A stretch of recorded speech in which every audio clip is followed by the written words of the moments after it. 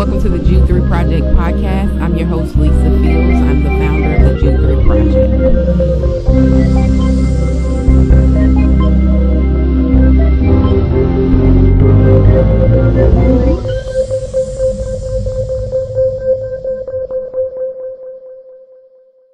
Well, thank you for listening to another episode of the JUDE 3 Project podcast. As always, I'm your host, Lisa Fields, the founder of the JUDE 3 Project. And today, I'm joined by a very special guest, Vocab Malone. Welcome, Vocab.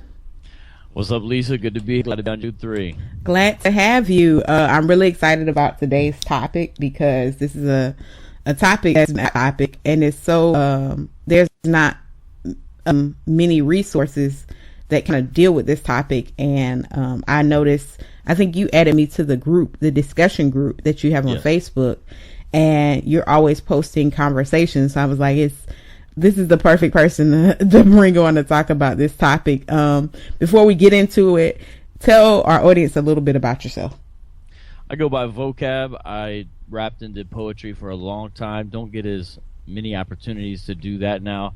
More doing the husband, father, pastor, apologist, student thing more and more. I'm originally from Columbus, Ohio, and now I live in Phoenix, Arizona for the past 16 years.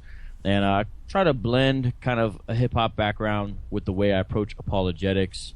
And it's worked because we're in a downtown church, so that's kind of the context I'm in. And currently I'm a student at Talbot School of Theology, and I'm doing my doctorate of ministry on the church, especially inner city churches, can work to overcome the challenge that Hebrew Israelite type groups are presenting to the Christian faith.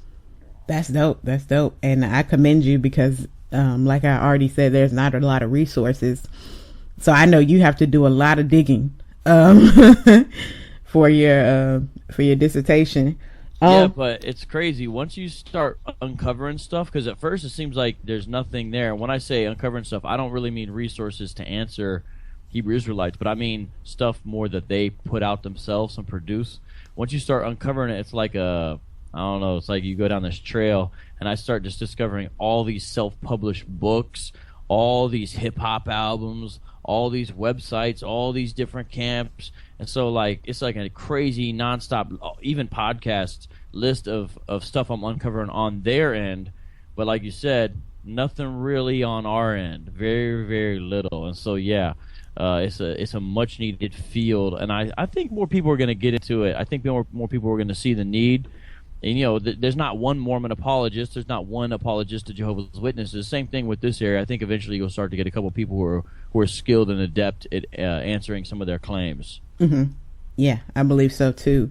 So for our listeners who are not familiar, who have ran across it but don't understand it, what are the Black Hebrew Israelite beliefs? Well, the Hebrew Israelites, ironically enough, don't like being called Black Hebrew Israelites.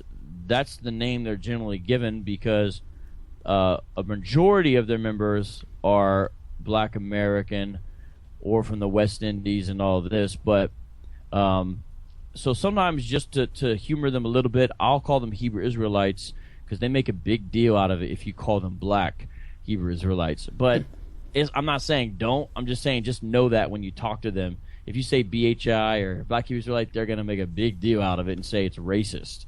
So I call them Hebrew Israelites because no Hebrews or Israelites call themselves that. So I feel like it's a designation that it's not really going to confuse anybody. But the basic beliefs, there's two things with this. One is it's hard to pin down because every camp has a different set of beliefs. Camps are the name of their sects. That's what they call them, camps. And every individual Hebrew Israelite has their own individual beliefs because not all of them are associated with camps. However, there's a couple generalities you can make that most of them do hold to. And so, for example, the big one, the main one, the one where they kind of get their name from is this idea.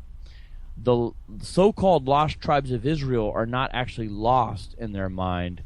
They are in what was then known as the New World. They're in the Western Hemisphere by the route of the transatlantic slave trade. So that includes Black Americans, that includes Puerto Ricans, that includes Dominicans, that includes Cubans and Haitians, and as I mentioned earlier, West Indians.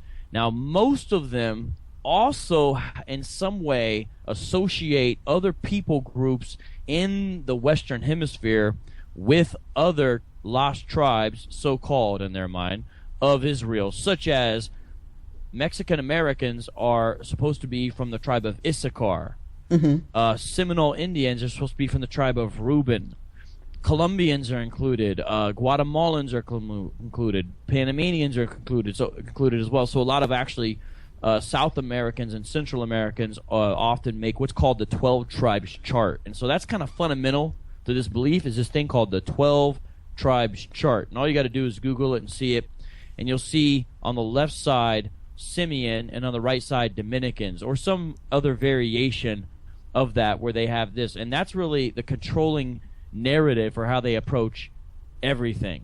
So that's the key belief. I could break down a couple others unless you have questions about that. So as far as the key beliefs in this, because I'm looking at one of your blogs and looking at their chart, where do they get this from?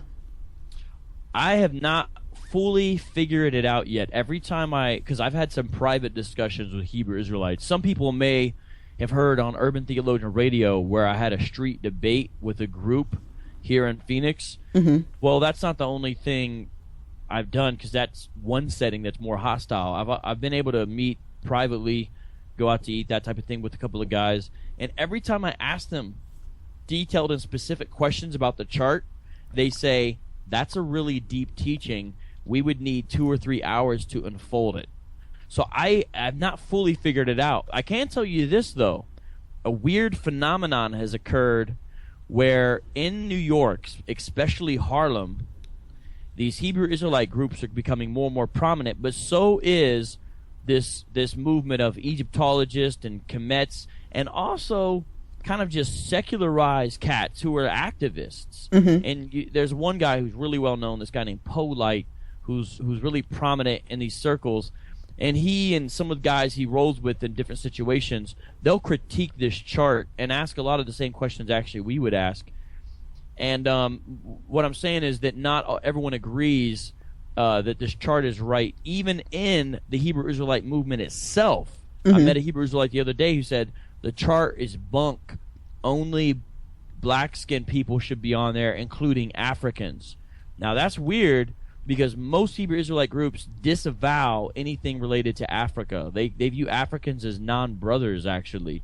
Oh, wow. But I met a Hebrew Israelite the other day who's like, nah, that ain't right. There's still lost tribe members left in Africa. And these Native Americans and these other cats, these Mexicans, they don't actually belong.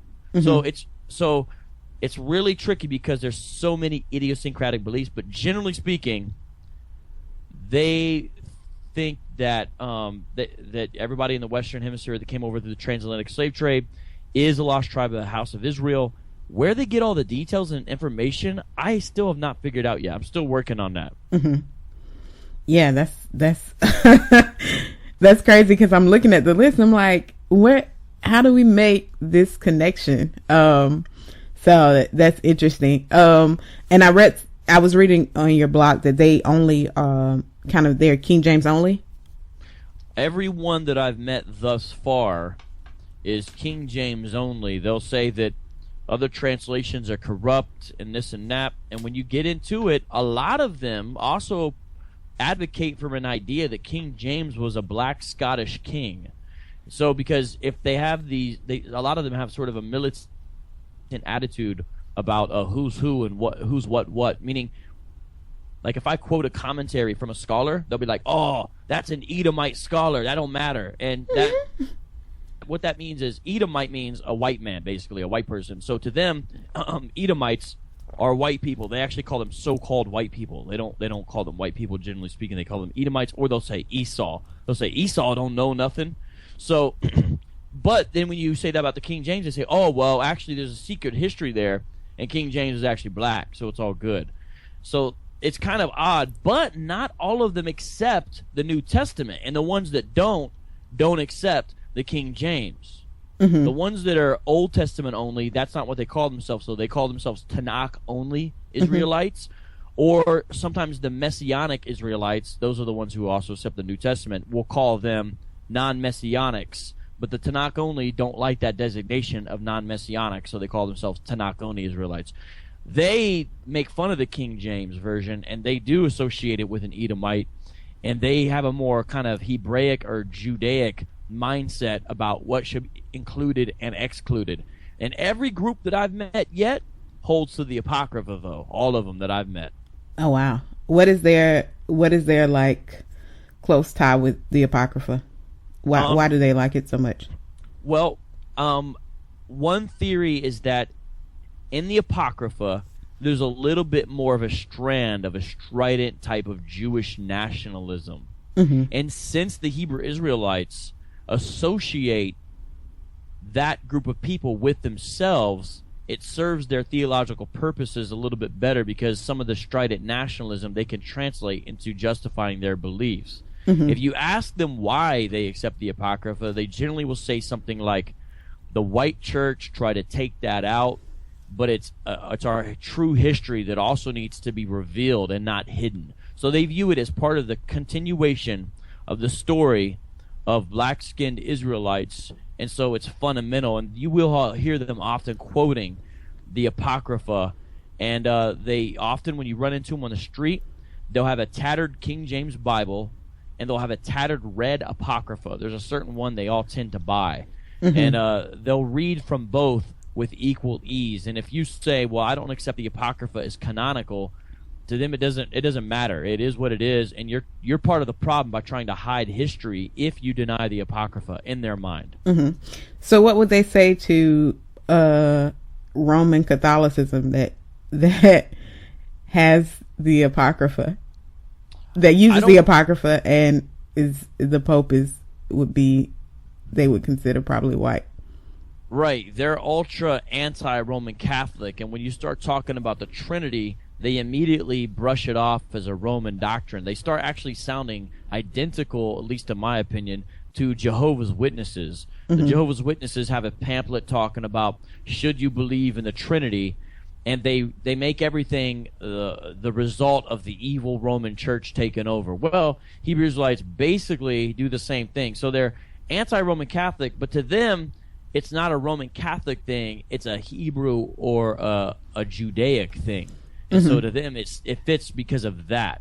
To them, the Roman thing is, I think, irrelevant in their mind. Mm-hmm. Yeah, it's such a contradiction, though. Well, yes, of course. Of course. Yeah, I mean, the thing is, so with these groups, it's difficult for them to see their own inconsistencies. Like, if you bring that up or talk about that, it's real difficult for a lot of them to see. You do have better success when it's one-on-one in a group situation, mm-hmm. but generally speaking, when you say this type of stuff, they'll just re-quote some proof text scripture, or depending on who you are, especially if they perceive you as being white, they'll say, well, you're an Edomite, Esau doesn't know the Bible. But if you're not, say you're black and you approach these things, they'll just say, you don't know how to interpret scripture. You don't understand scripture like we do. And if you're female, they'll say, this is why women aren't called to teach. So this is what they always have these kind of drawbacks. Like, a woman brings something up, well, that's why you're not called to teach. Edomite, well, Esau don't know the Bible. I mean, you just go down the list, and sometimes they even get into slur territory. Like, if they perceive you as, like, buying lies of mainstream, like, Christianity, then they start calling you the coon word. Coon is one of their favorite designations to diss somebody with. Mm-hmm. But that's the more extreme groups. The problem is, I'm describing certain groups, but right now, Lisa, if there's some Hebrew Israelite cats out there listening, they're like, oh man, Vocab doesn't know anything about Hebrew Israelites. He probably just watched some YouTube videos and ran into some dudes on the street one time, and now he thinks he knows. No, that's not the case. However, we've got to describe things in some generalities, because these lone wolves don't really represent the mainstream movement of Hebrew Israelites. And so these lone wolves who are kind of like internet-only Hebrew Israelites, who tend to be softer, kinder, gentler, not as wild, yeah, they're out there. But the thing is, it's like one dude alone on the internet posting stuff, and it's hard to like say this one dude counts in the movement in the sense of doctrinally moving stuff. You know what I'm saying? So mm-hmm. It's real tricky, because right away someone's going to say, this dude don't know, da-da-da, because it's like one guy who's got anecdotal evidence. But we gotta say something about it, and it is a growing thing, and it's mainly moving through the camps. The camps are the primary movers of this doctrine, not one dude running around on Facebook. Mm-hmm. Got you. I know that. What would be the other main doctrines of Hebrew Israelites that you would want our listeners to know? The camps all have some variation of this idea that the black Messiah, Jesus, who most of them don't want you to call him Jesus, some are okay with it, but they'll want Yeshua or Yeshaya or some variation. When he comes back, he's going to set up heaven for the Israelites and hell for the Edomites. So these groups, none of them have the idea of heaven and hell being metaphysical realities. They're more like conditions or states of being. Mm-hmm. And so right now is Edomite heaven, a.k.a. the time of the Gentiles, and right now is Hebrew Israelite hell in essence. So it's going to switch when the Black Messiah comes back, when Israel as a nation is ready to be a nation. Then that's why some of these groups use names like commander, general, captain, because they view themselves as setting up a nation for the Messiah to return, and they got to be ready. So when he comes back, he switches everything up, and then the Hebrew Israelites rule and reign the nations with the foot upon the neck. That's a favorite phrase of theirs. They'll say a boot upon the neck, sandal upon the neck, foot upon the neck, something like that. And some get to be servants and slaves, some of these other nations, and other ones just get dead. And Hebrew Israelites who were affiliated too much with these enemies of the Hebrew Israelite nation, they also either become servants or get dead. There's some camps that have a little more favorable view about what can happen to you if you're an Edomite or something like a Moabite. To them, they call Asians Moabites. They think you can serve the Hebrew Israelite nation and even be part of the nation by being grafted in, mm-hmm. but you have to do it almost through the intermediary of a Hebrew Israelite. And they use this verse that says they'll cling in that day. Several folks will cling or cleave to an Israelite, and so they'll say, "Look, you just got to be under them." A prominent example of this is a group called the Gathering of Christ's Church, GOCC. They're a camp, they're a sect, but they're probably the nicest and the most, I don't want to say Christian, because they ain't Christian, but other camps, when they make fun of them, call them Christianized. They're closer than most of the other camps, like IUIC, or the two worst camps of all, ISUPK and GMS. Those camps are out of this world militant. And so there is a spectrum. There is a spectrum there. And so you've just got to ask the Israelite you're talking to, what do you think? But to me, a second key belief is their view of what's about to happen next. And a lot of them tend to think it's going to happen sooner rather than later. There is an apocalyptic strand to this group. Mm-hmm. I got you. Wow. Are you sure? Yeah, it's a lot to take in, because my thought is, where are we getting this from? Like, who was the originator of the Hebrew Israelites? Right. So there's different thoughts about that and different views on that, but it does seem in the mid 1800s there became a stronger and stronger association. This is probably right after the Civil War, with black Americans, the slaves, with the people of Israel. And that's always been there. If you listen to the old spirituals, there's clearly a strong association because of the idea of breaking out of bondage. Mm-hmm. But there became a point, and some people who started really almost taking it more literally. This is my perception of what happened. And in the 1860s, 1870s, 1880s, 1890s, you see little examples of a stronger view of really, hey, us slaves might actually be the Israelites. You see that kind of popping up mainly within Christian circles, like a pastor is out working in his field and gets a vision of this. That's mm-hmm. actually that actually happened, for example. But then around the late 1800s, early 1900s, you see a little bit of more of an organization occurring. And so when you have Marcus Garvey doing his thing, and you have Black Wall Street, and you have the Harlem Renaissance, and you have the situation in Harlem where there's a lot of Jews living next to African Americans in Harlem, you mm-hmm. have this strange confluence of things happen all at once, and some of these groups started organizing themselves actually in like temples, and they looked a little more like black Jews, though, meaning trying to kind of be a little mainstream with the Judaism, this and that. One dude is named Rabbi Matthew. He's probably the most prominent known out of that.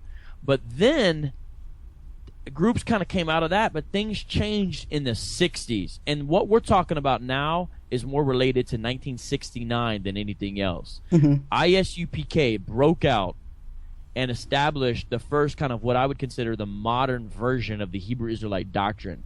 ISUPK stands for Israelite School of Universal Practical Knowledge. Boom, you gotta like that, right? So ISUPK breaks out in 69, but like with anything, there's splinters from that. And so maybe 7 or 8 other main camps jump out of that, and now it's just growing exponentially.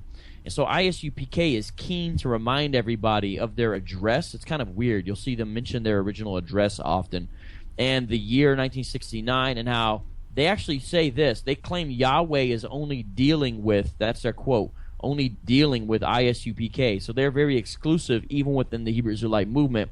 So other Hebrew Israelites tend to not like ISUPK because they basically say if you're not with ISUPK, you're not really a Hebrew Israelite. And so General Yohana is the dude in charge of ISUPK these days. He's been in here's the phrase they would use. He's been in this truth for about 30-some years. That's the phrase they use. They say, been in this truth, or been in the truth. And so he has influenced a lot of people, but it's kind of funny, but it's also kind of sad because it's like, there's really a cult of personality, in my opinion, with ISUPK, the way they defer to this General Yohana character.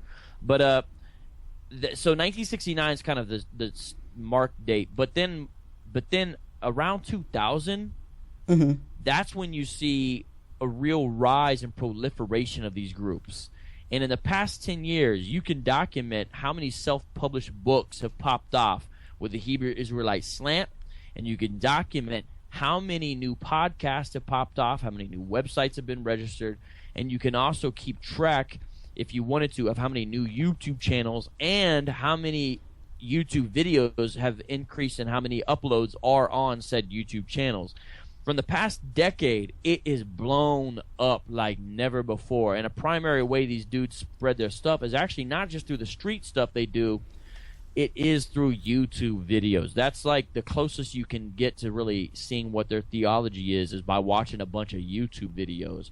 Half of them are funny, half of them are sad, and the rest are boring, and they're almost all just wild. I mean, yelling at people, wild outfits. Now, I don't say this type of stuff, but some people make fun of them and say they look like Black Power Rangers, or they look like, they're worldwide wrestlers. I don't say that, especially when I'm talking to them, but they do tend to often have elaborate outfits. IUIC is purple and gold.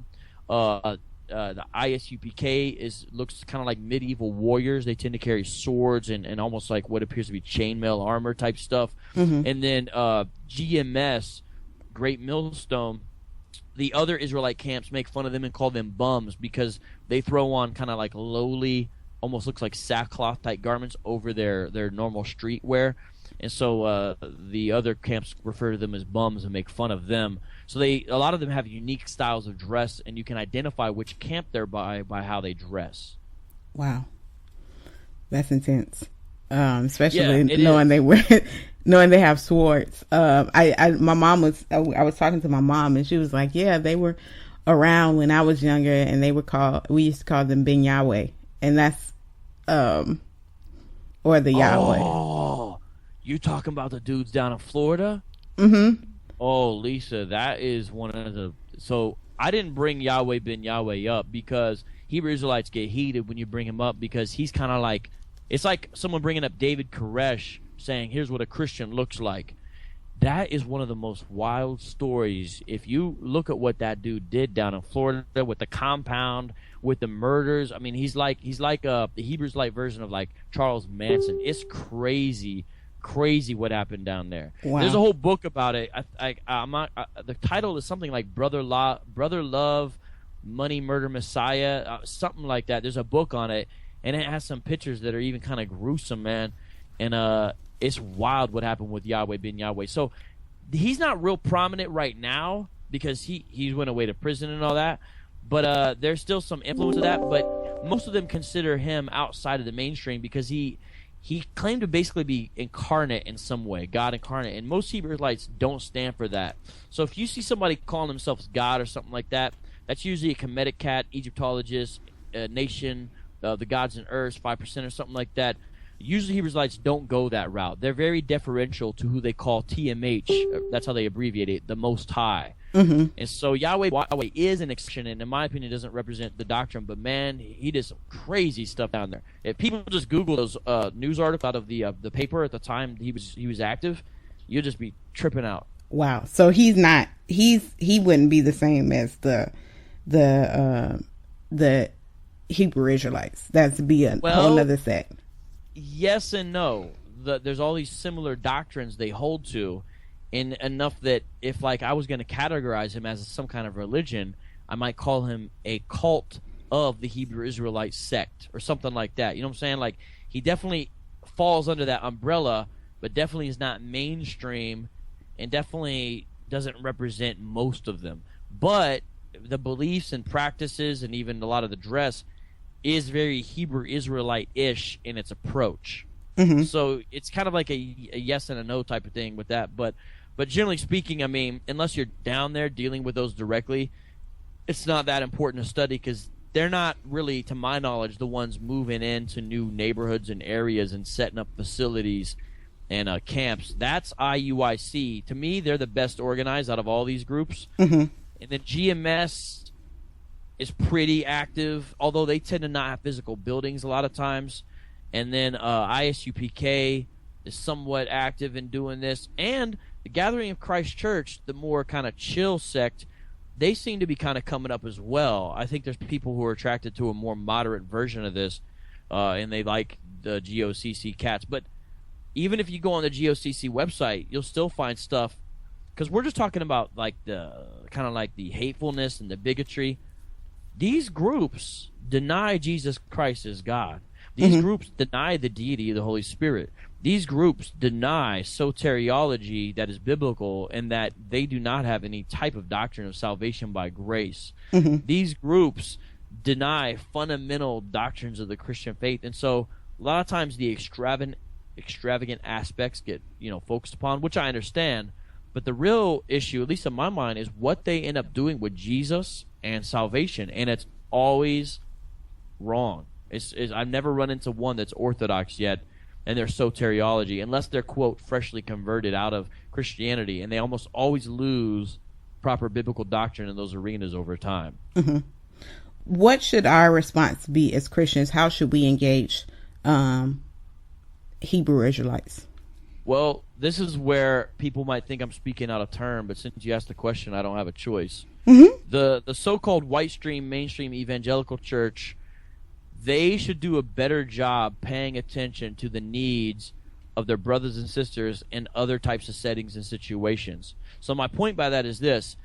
Yeah, there ain't no Hebrew Israelites out there in the suburbs on the street corner, generally speaking. However, this is going on in other areas in the cities, and the white mainstream evangelical churches should care, like they should care about other needs, and figure out how they can get involved. And I'll tell you what I mean by this.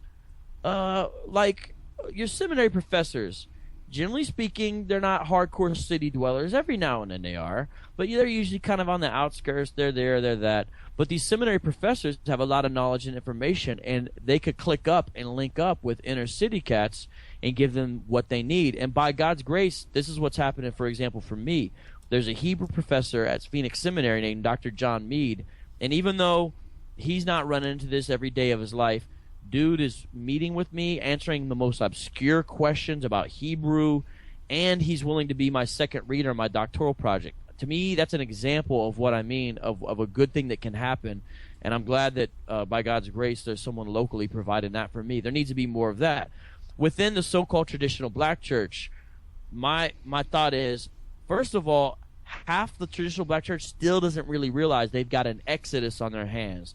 And young black men especially are jamming out. And my view is a lot of times it's bad because it's the best and the brightest and the most energetic and zealous.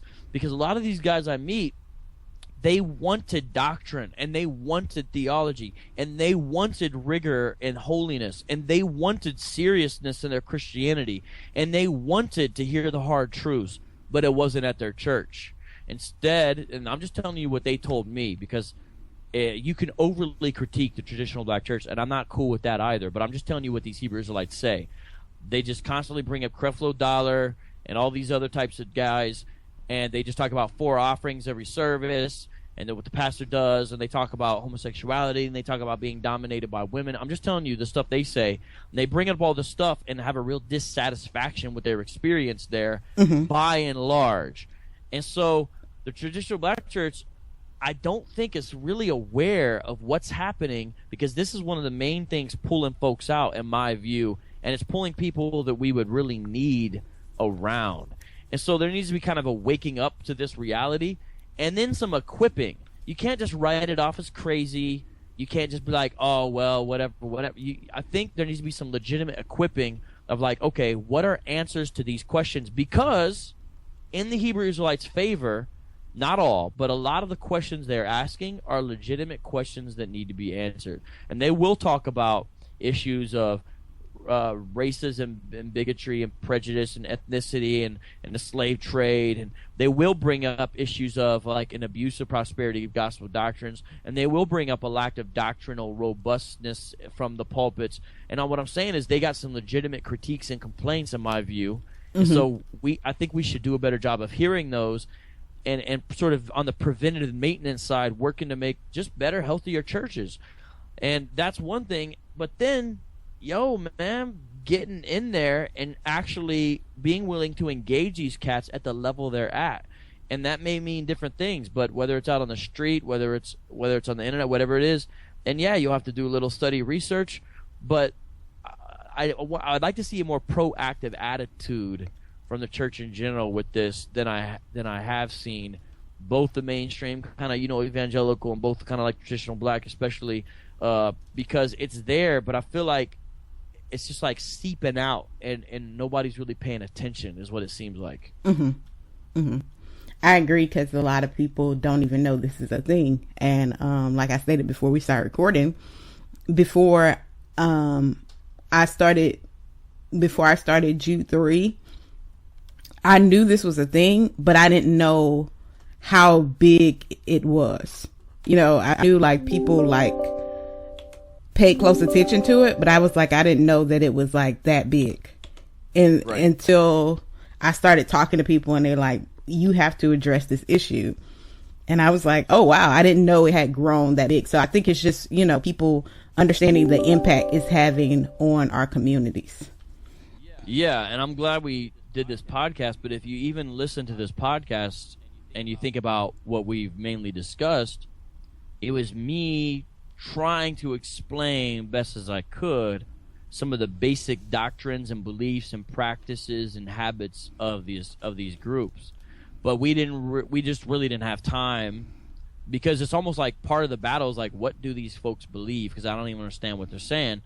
We didn't really have time, or we're not in this instance really saying, here's why this claim is wrong. Here's why this claim is incorrect. You see what I'm saying? And because that's a whole like thing in and of itself, of all the types of claims that they make, and dealing with them kind of one by one, little by little, because that's a big field in and of itself. And so there's got to be and I'm not saying I have all the answers to all their claims, or that all my answers are satisfactory at this point, but I am saying that there are some things to legitimately critique about what they say. And that's like a whole nother show, baby.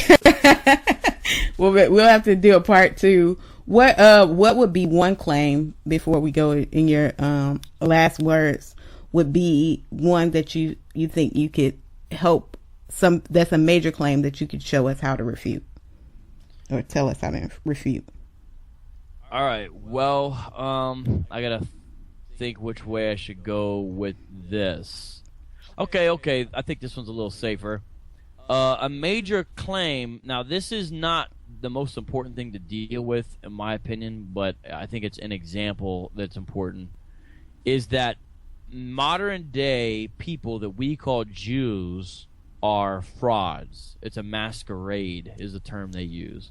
So to them, they don't only say Hebrew Israelites are us, they also say those folks are not. And so the general claim is they'll say around the 7th century or a similar date that it groups such as the Khazarites, Jews, and some other groups they'll name, converted to Israelite doctrine and theology. They tend to not like the phrase Judaism, but they converted and then eventually replaced the true Hebrew Israelites. And now they'll say something like the face of what people view as a Hebrew Israelite is, Jerry Seinfeld. But that's inaccurate, they'll say.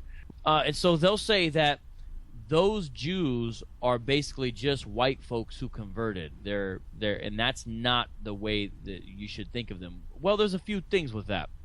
Number one is, in America, we've seen a lot of Eastern Europeans come over, and so a lot of the times the folks we know as Jews are from European contexts. But the thing is, that's not the only way Jews look. Mm-hmm. Okay? And like, we need to understand that. But that doesn't mean those folks aren't Jews. And in fact, there's been genetic studies, and what they've done is they've compared some DNA markers with Jews claiming to be Jews in the Hebrew Israelites' mind, Jews living in Eastern Europe with their Eastern European neighbors, mm-hmm. and also compared their DNA to folks in Israel. And whenever they do that, basically, it gets kind of complex. These are actually from journals of genetic studies. There's different journals you can look at for some of these studies. But whenever they do that, they find, by and large, their genetics don't match their Eastern European neighbors, and they don't look like just another neighbor, meaning they're distinct and unique. But they do have certain specific markers that match people living in Israel. So my point is, like, you can't say they're not Jews and get them out just because they have white skin. However, again, remember, there really was a diaspora, and so Israel really did go all over. So it is actually true, this is on a genetic level, that there are certain tribes in certain places, in certain countries in Africa, that do appear to have what you might call Semitic genetic traces or Semitic ancestry. Mm-hmm. Specifically, a group of people in Ethiopia, and there's another group called the Igbos, and there's a few others, but they seem to have the same genetic markers that actually these Eastern European Jews have and the folks in Israel. And so there's some commonalities among their genetic traits. And so it's a scientific thing to say, look, some of these Ethiopians who claim to be from the house of Israel, it appears it's actually true. And these Igbos who had an oral history saying they were from Judah and some cultural practices that match, guess what? It appears, now not all of them, but it appears that at least maybe half of the males, for example, actually have traces of Semitic. And guess what? They look like Africans, mm-hmm. By and large. Now, they don't look like, when I say look like Africans, that's almost a dumb thing to even say, because what does an African look like? But what I'm saying is the way someone would say, oh, that person is of African descent. They look like someone who is from there because that's where they're from. So my point is, these are all people who have Israelite ancestry in some way, along with Yemenis, the people who live in Yemen, people who live in Egypt. And if you go and Google pictures of Jews from Yemen, Jews from Lebanon, Jews from Egypt, you'll say, oh, look, they look kind of more like their neighbors as well. And so the thing is, if you look at folks in Israel, yeah, you'll see ones who look like the Eastern European Jews, but you'll see all types of shades of Israelites.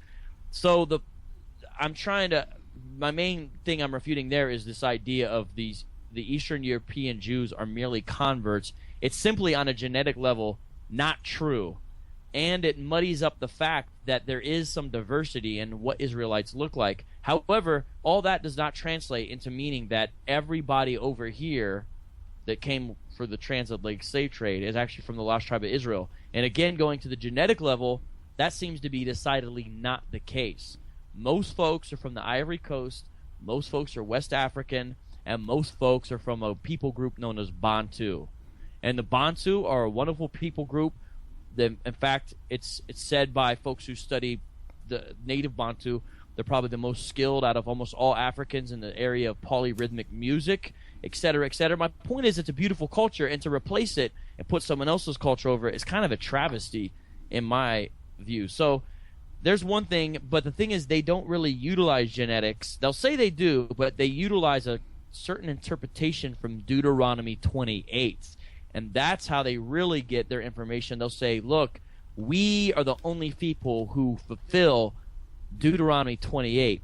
And wicked Esau Edomites knew we were Israel. So when they snatched people out of West Africa in slavery, they knew who they were getting. They were getting Israel because they wanted to make Israel last among all the nations. So there's a little bit of a conspiracy theory aspect in how it all pans out. That's interesting because, like I was telling you, the gentleman that's a barber at my grandmother's salon, he told her, he was like, read Deuteronomy 28 and all the answers are there. And she was like, I don't know what that means. Yeah. Deuteronomy 28 is probably their biggest passage of all. That's how it really drives. It's key for their interpretation. Mm-hmm. And it'd take a whole thing to go through it, but especially this phrase about slavery in ships. That's the main thing they focus on. Mm-hmm. And what they do is they make the ships literal. So, hey, who was in slavery in ships? That's us. But they make the Egypt spiritual because it says into Egypt. But they'll say, well, the Egypt means like bondage, or Egypt actually means America. So they have the physical literal ships, but then they have Egypt because it says slavery again, into slavery again in ships into Egypt. They'll say the Egypt. So they, even in one little sentence, to get what they need, they have to interpret Egypt one way and ships another way. Oh, wow. That's crazy. Is there anything you want to leave with our listeners? You could leave your social media, how they can get in contact with you, all of that good stuff. Yeah. The radio show we do is urbantheologianradio.com. People should hit that up. I'm on Twitter at Urban Theologic. That's the radio show as well. And then we have a Facebook page. I mainly just point people to the Urban Theologian stuff because that's where a lot of like apologetic output is or whatever. And if I would leave people a final thing, it'd be, hey, get involved with this. But to do it properly, it's not just about studying and doing your research. You've got to, and I'm not saying I've got it, but you've got to really work on the fruit of the Spirit, especially patience, because these groups are going to name all you. If you run into them on the street, they're going to say all kinds of stuff that you won't be ready to put up with. You'll think you need to trade insult for insult, but that's not what we're supposed to do. And you just got to be ready for that. But the question is, you have to ask yourself, is it worth it? And souls are at stake, and someone needs to stand in the gap. So my thing is, yes, it is worth it. So it's okay for you to get abused a little bit and have insults thrown at you and mocked and all that, whatever else they may do, talked down to. I had one guy tell this Hebrew professor the other guy, he doesn't know anything about the Old Testament. I mean, it's just how it is. But we need Christians who have a Christ-like character, most of all, to get involved with us. Otherwise, you'll just be doing a Christian version of their thing, a militant, in-your-face, aggressive. I'm not saying there's never a place for that, but you got to say, okay, how am I approaching this? Because this is a mission field, guys. This is a mission field, and right now there's not a whole lot of laborers. So just a kind of final thing I leave with. Mm-hmm. Yeah, and I always tell people, if you don't know your Bible well and they come at you, don't try to act like you know something you don't. Just say, hey, I don't know it. And let me research it and get back to you and find somebody who can help you engage, because these guys will eat you up if you don't know the Bible. What does Adam mean? Oh, dirt man. It means earth man. What does Judah mean? Oh, he don't know. He's stuttering. Look at him. What? They're like, that's what you're gonna be dealing with the whole time. Anytime you drop a word, what does the word mean? You gotta be ready. It's all like that. Mm-hmm. But it's a lot of fun, in a way, but it's also sad because I've never met a Hebrew Israelite yet who didn't grow up in the church. Every single one I met grew up in the church. Wow. I'm sure there's one out there who didn't, but not any that I've met. Mm-hmm. Wow. That's crazy. Well, thank you, Vocab. This has been a great, great conversation, and I know our listeners will be greatly blessed by it. So thank you so much. Hey, thanks, Lisa. I love Jude 3. I listen every week. Have a good one. You too. Thank you for listening to another episode of the Jude 3 Project podcast. You can catch all our past episodes at www.jude3project.com/podcast. You can follow us on iTunes by searching Jude 3 Project. Also, you can follow us on Twitter at Jude 3 Project, on Instagram at Jude 3 Project, and on Facebook at facebook.com /Jude 3 Project. And remember, you can donate on our site. So if this podcast and this ministry is a blessing to you, help support us financially by going on our website at jude3project.com and hitting the donate tab and consider donating to us. Thank you so much. Remember, at the Jude 3 Project, we're helping you to know what you believe and why you believe it.